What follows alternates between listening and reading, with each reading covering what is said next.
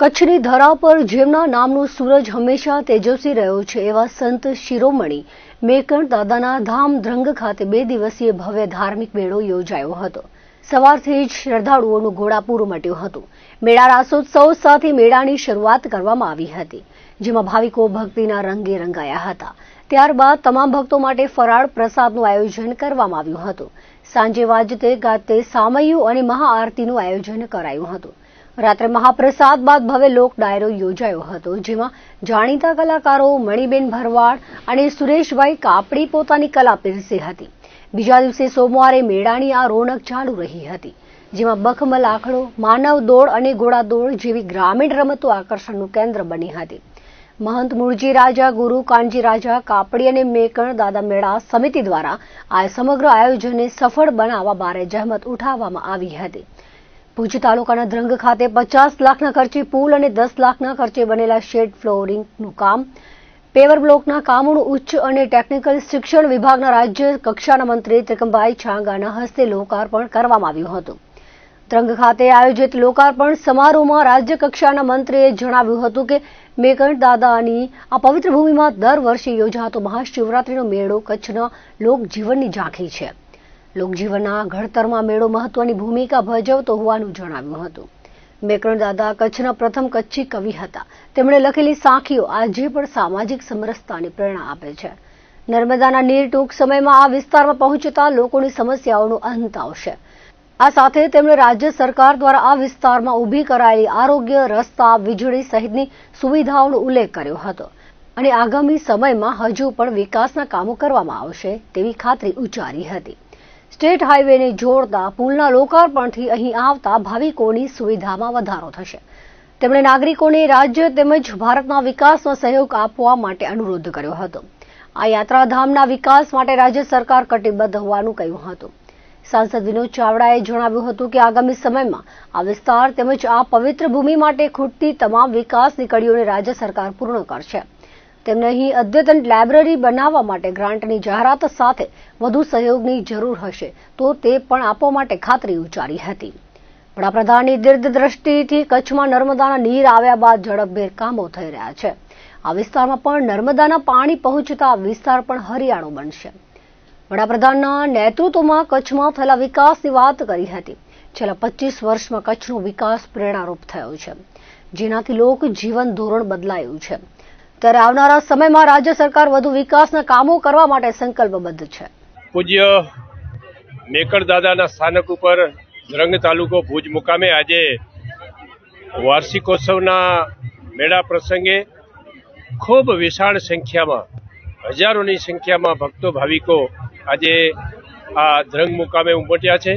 પૂજ્ય દાદાના સાનિધ્યમાં આ સુંદર મજાના મેળાનું જ્યારે આયોજન થયું છે, ત્યારે ખાસ કરીને આ મેળાની સાથે સાથે લોકોની જરૂરી સગવડતાઓને પણ ધ્યાનમાં લઈને સ્ટેટ હાઈવેને જોડતો પુલિયાનું 50 લાખનું કામ અને ખાસ કરીને લોકો માટે જરૂરી શેડ અને શેડમાં પેવર બ્લોકનું કામનું પણ લોકાર્પણ આજે કરીને આવતા દિવસોમાં આ સ્થળની વધુમાં વધુ સુવિધાઓ ઊભી થાય એ દિશામાં સૌએ સમુચિંતન કરીને આજના દિને સૌએ ખૂબ ઉત્સાહપૂર્વક આખા કાર્યક્રમને લીધો છે। સંત શ્રી મેકણ દાદાના સાનિધ્યમાં ભવ્ય આ વિસ્તારના મેળાનું આયોજન થાય છે। લાખોની સંખ્યામાં સૌ લોકો જોડાય છે અને આ પરંપરાને આજે પણ જાળવી રાખી છે। પૂજ્ય મંત્રી મૂળજી દાદા અને આજે 1 કરોડથી વધારે વિકાસના કામોના લોકાર્પણ થયા છે। રાજ્ય સરકારના મંત્રી શ્રી આદરણીય શ્રી ત્રિકમભાઈ છાંગા સાહેબના નેતૃત્વમાં ઉપસ્થિત આદરણીય શ્રી જિલ્લા ભાજપના પ્રમુખ શ્રી દેવજીભાઈ વર્ચન, જિલ્લા પંચાયતના પ્રમુખ શ્રી જનકસિંહ જાડેજા, સૌ સમાજના આગેવાનો અને સૌ લોકો ઉપસ્થિત રહ્યા હતા। લોકો જે પ્રમાણે અહીંયા આવે છે, સૌ યાત્રિકો, એમના માટે જે સુવિધાઓ એમને પ્રાપ્ત થાય તો અહીંયા કણે ભવ્ય મંદિરનું નિર્માણ થયું છે। અહીંયા ભોજન શેડનું પણ આજે નિર્માણ કરવામાં આવ્યું છે। સરસ મજાના પાર્કિંગની વ્યવસ્થા, શૌચાલયની વ્યવસ્થા, અન્ય ભોજનશાળા રૂમોની વ્યવસ્થા અને આવતા વર્ષે પણ દરખાસ્ત કરવામાં આવી છે અને વધુ વિકાસના કામો અહીંયા થશે અને જે યાત્રિકો આવે છે એમના માટે એક સગવડ ઊભી થાય એના માટે આજે એક ખાતમુહૂર્ત અને વિકાસના કામોનો પણ કાર્યક્રમ યોજવામાં આવ્યો છે। મેકણ દાદાનું આ જે મેળો ભરાણો છે મહાશિવરાત્રિના દિવસે, એનો મહિમા એવો છે કે દાદા મેકણ એમ કહે છે કે હું જુગાજુગનો અવતારી અંશ છું, એમાં મારો શક્તિ સ્વરૂપ છે, કારણ કે હું શંકરની ઘરવાળી બની ચૂક્યો છું. એટલે દાદા મેકણ એમ કહે છે, હું સત્યનો કાવડિયો આજ જુગાદે અવતર્યો, બ્રહ્માજીએ ષષ્ઠી ઉપાય તેડી શિવજીને વર્યો. દાદા મેકણનો એક મહાન ઇતિહાસ છે. ભાષા કચ્છી છે, પણ એવો ઇતિહાસ છે કે જેની સીમા નથી. 4 યુગની અંદર એવા એક સંત થયા છે મેકણ દાદા, કે જેમણે એક પલ એક ચોઘડીએ 42 આત્માઓને સ્વર્ગમાં લીધી. અને દાદા મેકણ એમ કહે છે, કારણ કે 4 યુગના મારા અવતારો છે. શેષનાગ મારો અવતાર છે, નવનાથમાં ગોરખ મારો અવતાર છે. એમાં દાદા મેકણ બોલે છે કે મેકા બેટા મચ્છંદર કા, રામા નંદ કા કબીર, આદ અંશે રહા મેકા દરબારી ફકીર. રામ સાથે લક્ષ્મણ જતી બન્યા. 14 વર્ષ જ્યારે ભગવાન રામને વનવાસ મળ્યો ત્યારે લક્ષ્મણ જતીએ 14 વર્ષ નિંદ્રા ત્યાગી દીધી અને ભગવતી સીતાને રામની ધનુષ લઈ ખડે પગે અને વનવાસમાં સેવા કરી. રામાવતારની અંદર એમની કમાઈ બહુ વધી. પછી કૃષ્ણ અવતારમાં એને મોટા ભાઈ બનાવ્યા. બળદેવજી અવતાર દાદા મેકણનો છે. દાદા મેકણ એમ કે છે, કૃષ્ણ અવતારની અંદર હું બળદેવજી અવતારે હું અવતાર ધારણ કર્યો અને ભગવાને કંઈક લીલા કરી, કૃષ્ણ ભગવાને, અને મેં નીતિ નિયમ ધર્મથી દ્વારકાનો રાજ હલાયો. પછી રામદેવ પીર સાથે દાદા મેકણ એમ કે છે, મારો વિરમદેવજી અવતાર છે. એક પાબુ, એક ગોપી અને સતગુરુ મેકણ. દાદા મેકણ એમ કહે છે કે 18 વર્ણ જ્ઞાતિઓને મેં આવકાર્યા.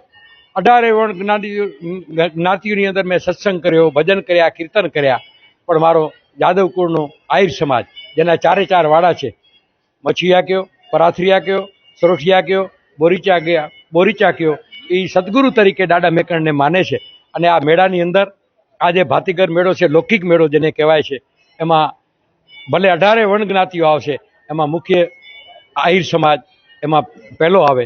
અને આ દાદા મેકણના 9 અવતાર વિશે જે મેં વાત કરી, એમાં દાદા મેકણ આગમવાણી બોલ્યા છે કે 9 રમ્યા, 10મું રમશું, થાપશું સત્યની ચાલ, નિષ્કલંકી સાથે આવશું, મેકણ કહે કરશું કાળિંગાનો કાળ. 10મા અવતારની અંદર ભયંકર કલિકાળ આવશે.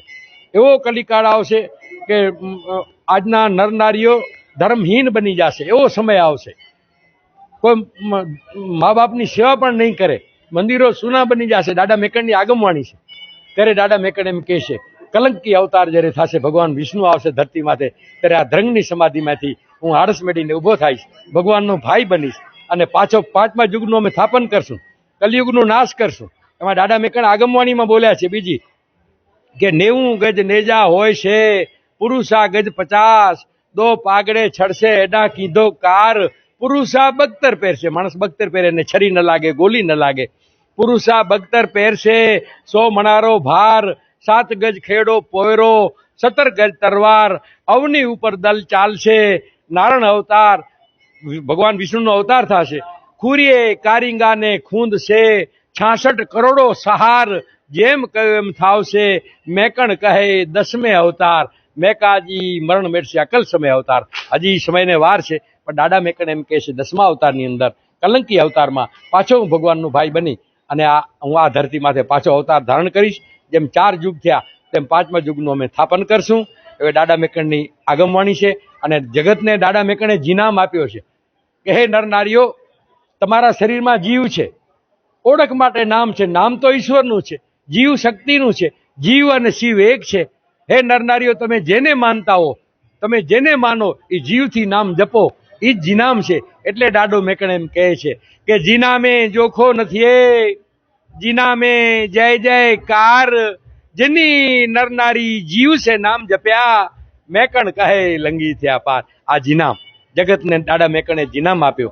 જેમ રામદેવ પીરે 12 બીજના ધણી કહેવાના અને પાઠનો મહિમા સમજાવ્યો, એવી રીતે દાદા મેકણે જગતને આપ્યો છે જીનામ કે હે નરનારીઓ, તમે જેને માનો એનો. કલિયુગમાં નામનો આધાર છે.